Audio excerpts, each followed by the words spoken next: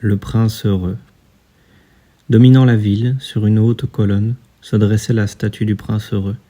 Il était doré sur toutes ses faces, au moyen de minces feuilles d'or fin. Il avait en guise d'yeux 2 saphirs brillants et un gros rubis rouge luisait sur la poignée de son épée. Il était certes fort admiré. Il est aussi beau qu'un coq de girouette, fit observer l'un des conseillers municipaux qui désiraient acquérir la réputation d'un homme au goût artistique. Mais pas tout à fait aussi utile, ajouta-t-il, craignant qu'on ne le jugeât peu pratique, ce qu'en réalité il n'était point. « Pourquoi ne peux-tu pas faire comme le prince heureux ?» demanda une mère sensée à son petit garçon qui pleurait pour avoir la lune. Il ne viendrait pas à l'idée du prince heureux de pleurer pour avoir quoi que ce soit. « Je suis content qu'il y ait au monde quelqu'un de tout à fait heureux, marmotta un homme déçu en contemplant la statue merveilleuse. Il ressemble exactement à un ange, dirent les enfants élevés par charité, comme ils sortaient de la cathédrale, vêtus de leurs manteaux d'écarlate brillante et de leurs tabliers blancs tout propres. « Comment le savez-vous » dit le maître de mathématiques. « Vous n'en avez jamais vu. »« Ah, mais si, nous en avons vu, dans nos rêves, » répondirent les enfants, et le maître de mathématiques fronça les sourcils et prit un air fort sévère, car il n'approuvait point que les enfants fissent des rêves. Un soir, passa au-dessus de la ville une petite hirondelle. Ses amis étaient partis pour l'Égypte voilà 6 semaines, mais elle s'était attardée parce qu'elle était amoureuse du plus beau des roseaux. Elle avait fait sa connaissance au début du printemps, alors qu'elle descendait la rivière à la poursuite d'un gros papillon jaune, et elle avait été si vivement attirée par la taille gracile du roseau qu'elle s'était arrêtée pour lui parler. « Vous aimerais-je » dit l'hirondelle, qui aimait aller droit au fait. Et le roseau lui fit un profond salut. Alors elle vola en cercle autour de lui, frôlant l'eau de ses ailes et traçant des ondes argentées. Ce fut ainsi qu'elle fit sa cour, qui dura tout l'été. C'est une amourette ridicule, gazouillèrent les autres hirondelles. Il est sans le sou, et a bien trop de famille, et, en effet, la rivière était toute pleine de roseaux. Puis, quand vint l'automne, elles s'envolèrent toutes. Alors qu'elles furent parties, elle se sentit solitaire et commença à se lasser de son amoureux. « Il n'a aucune conversation, dit-elle, et je crains qu'il ne soit volage, car il flirte constamment avec la brise. » Et certes, à chaque fois que la brise soufflait, le roseau faisait les révérences les plus gracieuses. « Je reconnais qu'il a le sens de l'intérieur, reprit-elle, mais j'aimais les voyages, et il faudrait donc que mon mari les aimât aussi. Consentez-vous à partir avec moi ?» lui dit-elle finalement, mais le roseau hocha la tête, car il était fort attaché à son foyer. « Vous vous êtes joué de moi, s'écria-t-elle. Je pars pour les pyramides. Au revoir. » Et elle s'envola. Elle vola toute la journée, et le soir, elle arriva à la ville. « Où vais-je descendre ?» dit-elle. « J'espère que la ville a fait des préparatifs. » Elle aperçut alors la statue sur la haute colonne. « C'est là que je vais descendre, s'écria-t-elle.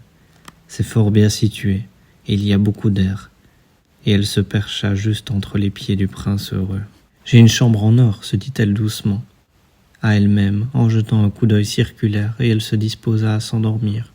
Mais juste au moment où elle mettait sa tête sous son aile, il lui tomba sur le corps une grosse goutte d'eau.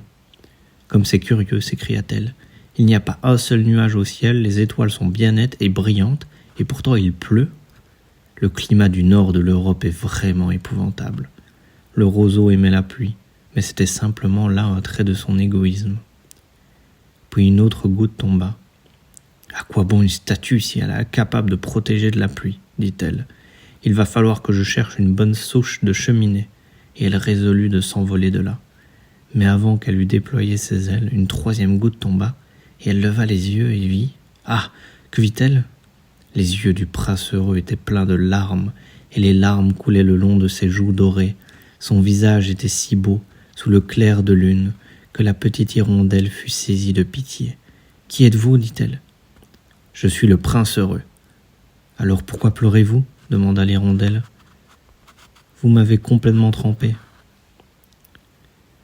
Lorsque j'étais en vie et que je possédais un cœur humain, » répondit la statue, « je ne savais pas ce qu'étaient les larmes, car j'habitais le palais de Sans Souci, où le chagrin n'a le droit d'entrer. Dans la journée, je jouais avec mes compagnons dans le jardin, et, le soir, je menais la danse dans la grande salle. Autour du jardin courait un mur très élevé, mais je n'eus jamais le désir de demander ce qui s'étendait au-delà, car tout ce qui m'entourait était tellement beau. Mes courtisans m'appelaient le prince heureux, et certes, j'étais heureux, si le plaisir est le bonheur. C'est ainsi que je vécus, et c'est ainsi que je mourus. Et maintenant que je suis mort, on m'a installé ici, à une telle hauteur que je vois toute la laideur et toute la misère du monde.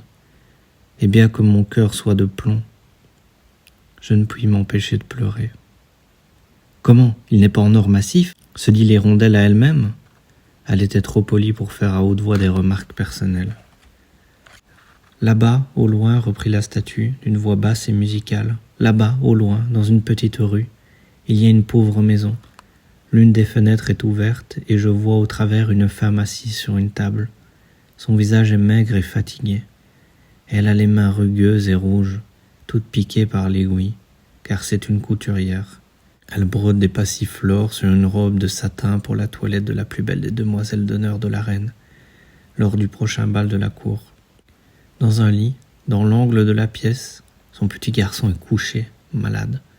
Il a la fièvre et demande des oranges. Sa mère n'a rien à lui donner, que l'eau de la rivière. Aussi pleure-t-il. Hirondelle, petite hirondelle, ne veux-tu pas lui porter le rubis de la poignée de mon épée? Mes pieds sont attachés à ce piédestal, et je ne puis bouger. On m'attend en Égypte, dit l'hirondelle. Mes amis remontent et descendent le Nil et causent avec les grosses fleurs de lotus. Bientôt elles vont s'endormir dans le tombeau du grand roi. Le roi est là en personne, dans son cercueil bariolé. Il est enveloppé de linge jaune et embaumé avec des épices. Autour de son cou il y a une chaîne de jade vert pâle, et ses mains sont pareilles à des feuilles flétries. Hirondelle, hirondelle, petite hirondelle, dit le prince, ne veux-tu pas rester auprès de moi une nuit et me servir de messager? Le petit a une telle soif et la mère est si triste. Je crois bien que je n'aime pas les garçons, répondit l'hirondelle. L'été dernier, alors que j'habitais la rivière, il y avait 2 gamins grossiers, les fils du meunier, qui me lançaient constamment des pierres.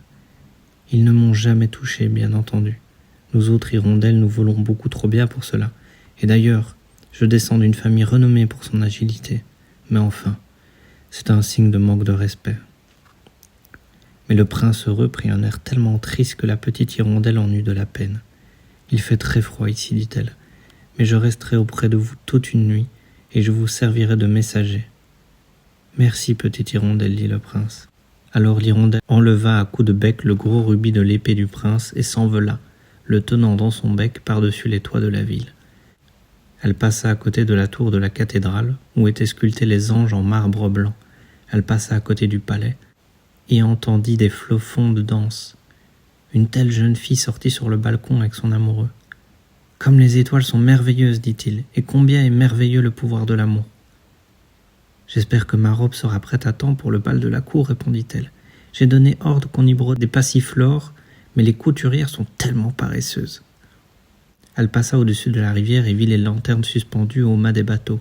Elle passa au-dessus du ghetto et elle vit les vieux juifs marchandant entre eux et pesant de l'argent sur des balances de cuivre. Enfin, elle arriva à la pauvre maison et y jeta un coup d'œil.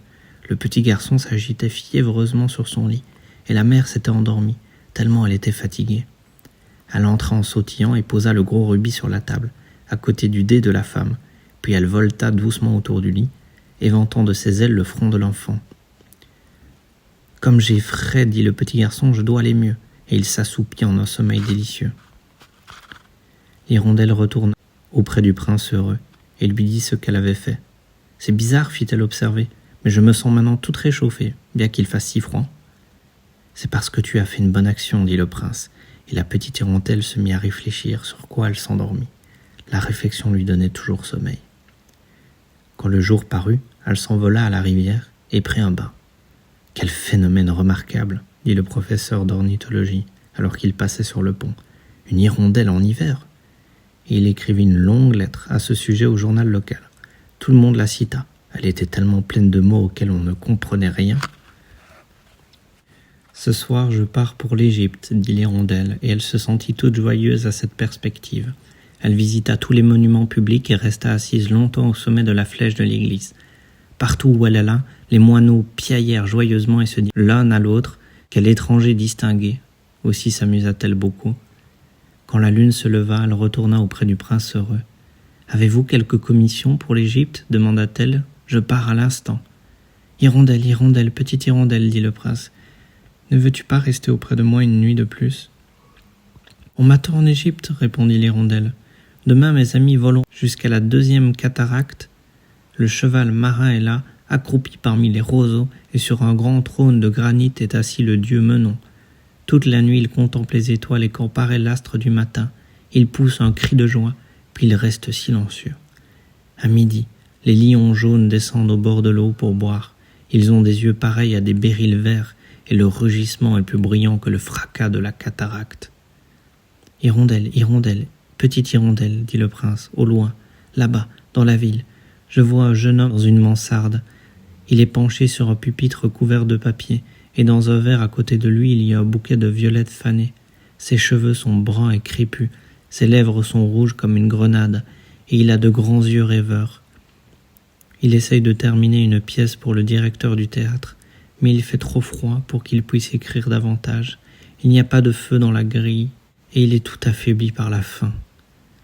Je resterai encore une nuit auprès de vous, dit l'Hirondelle, qui avait vraiment bon cœur. Faut-il que je lui porte un autre rubis ? Hélas, je n'ai plus de rubis à présent, dit le prince. Il ne me reste plus que mes yeux. Ils sont en saphir rares, qui ont été apportés de l'Inde il y a 1000 ans. Arrache-en et porte-le lui. Il le vendra au bijoutier, il achètera de la nourriture et du bois pour se chauffer, et finira sa pièce. Cher prince, dit l'Hirondelle, je ne puis faire cela, et elle se mit à pleurer. Hirondelle, Hirondelle, petite Hirondelle, dit le prince, fais ce que je t'ordonne. Alors l'Hirondelle arracha un œil au prince et s'envola jusqu'à la mansarde de l'étudiant. Il était bien facile de s'y introduire, car il y avait un trou dans la toiture. Elle s'y précipita et entra dans la chambre. Le jeune homme avait la tête enfouie dans les mains, de sorte qu'il n'entendit pas les battements des ailes de l'oiseau, et lorsqu'il leva les yeux, il trouva le splendide saphir posé sur les violettes fanées. « On commence à m'apprécier, s'écria-t-il. Voici qui provient de quelque admirateur fervent. À présent, je puis terminer ma pièce. » Et il eut l'air tout à fait heureux. Le lendemain, l'Hirondelle descendit jusqu'au port. Elle se percha sur le mât d'un grand bateau et regarda les matelots qui retiraient de la cale, au moyen de cordes, de gros coffres. « Oh, hiss !» criait-il à mesure que chaque coffre apparaissait. « Je m'en vais en Égypte !» cria l'Hirondelle, mais personne n'y fit attention.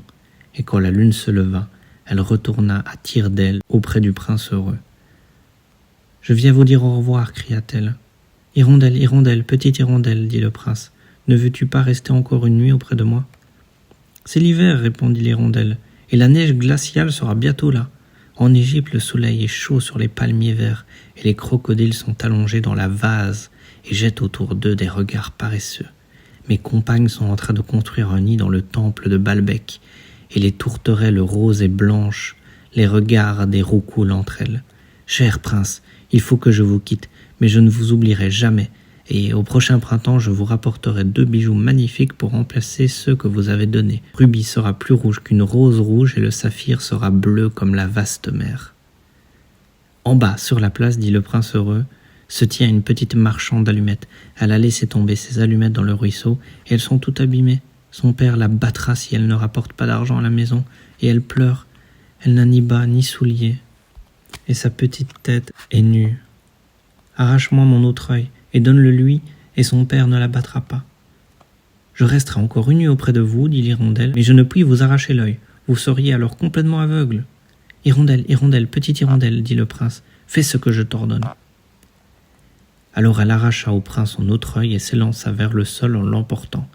Elle descendit en planant auprès de la marchande d'allumettes et lui glissa le joyau dans la paume de la main. « Quel joli morceau de verre !» s'écria la petite fille, et elle rentra chez elle en courant, toute rieuse.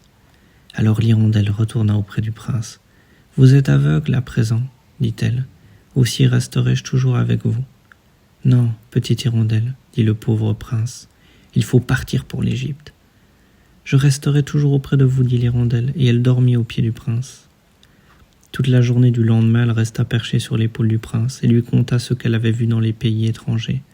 Elle lui parla des ibis rouges qui se tiennent debout en longues files sur le bord du Nil et attrapent des poissons d'or avec leur bec, du sphinx, qui est aussi vieux que le monde lui-même et habite au désert et qui sait tout, des marchands qui vont lentement à côté de leurs chameaux et portent des chapelets d'ambre dans la main, du roi des montagnes de la lune, qui est noir comme l'ébène et adorateur d'un grand bloc de cristal, du grand serpent vert qui dort dans un palmier et possède 20 prêtres qui le nourrissent de galettes de miel, et des pygmes qui mettent à la voile sur un vaste lac monté sur de grandes feuilles plates et sont toujours en guerre avec les papillons.